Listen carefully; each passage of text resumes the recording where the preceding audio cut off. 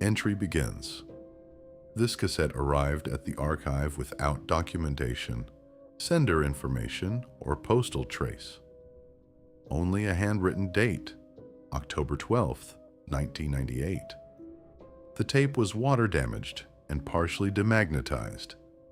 13 minutes of footage were recovered. What remains is incomplete. It is also, on reflection, quite a lot. On the night of October 12th, 1998, residents near the Caledon forest reported unidentified lights and unusual sounds with no discernible source. A 3-person emergency response team was deployed. Their names, as recovered from partial audio, were Dave, someone Dave called Big Terry, and a 3rd person whose name was never clearly captured on tape, but who Dave referred to throughout as the new guy. The new guy did not respond to this. He had been at the job for 11 months. Their official report states that the search produced nothing. This recording is the only surviving evidence of their movements that night. It raises several questions. The most significant of these is not what they encountered in the forest. It is why Dave was filming in the first place. This has not been explained. Dave has not commented.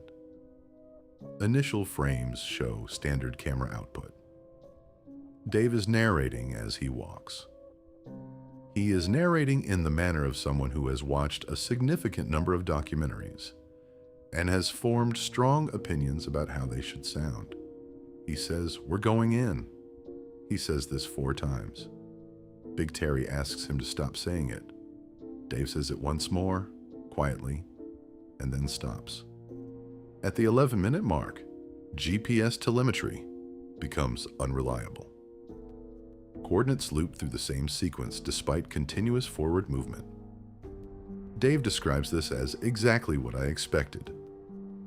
Big Terry asks if Dave has ever used a GPS before. Dave does not answer. The new guy says the battery might be low. He is told that is not helpful.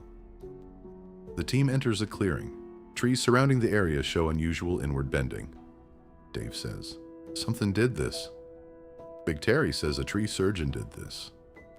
He recognizes the work. His cousin is a tree surgeon. This is a standard crown reduction technique, and the municipality does it every 3 years along this particular trail. Dave films the trees for an additional 4 minutes. He does not respond to Big Terry.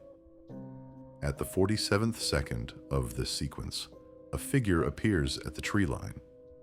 Proportions are inconsistent with what Dave is expecting. Dave says, "There." Big Terry says that is Gerald.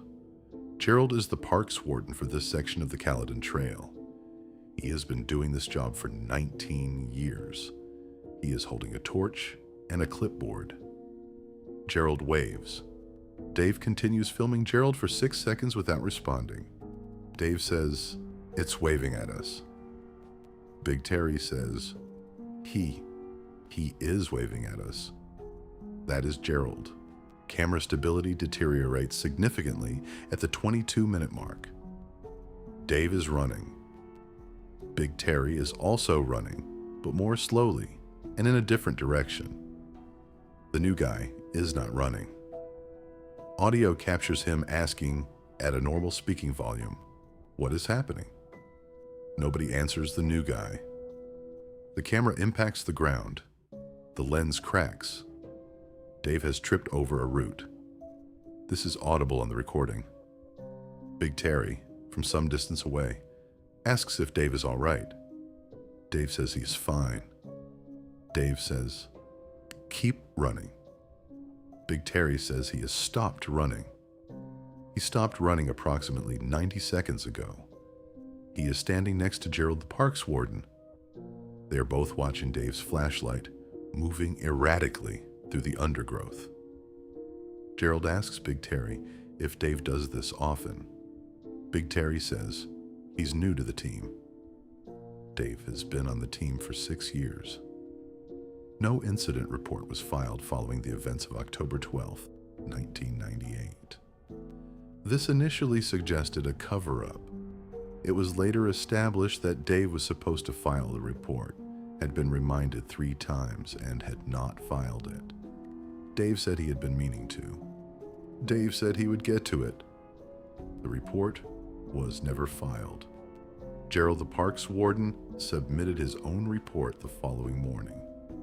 It describes 3 men entering the restricted trail after hours, one of whom was operating a video camera and appeared to be making a documentary of some kind.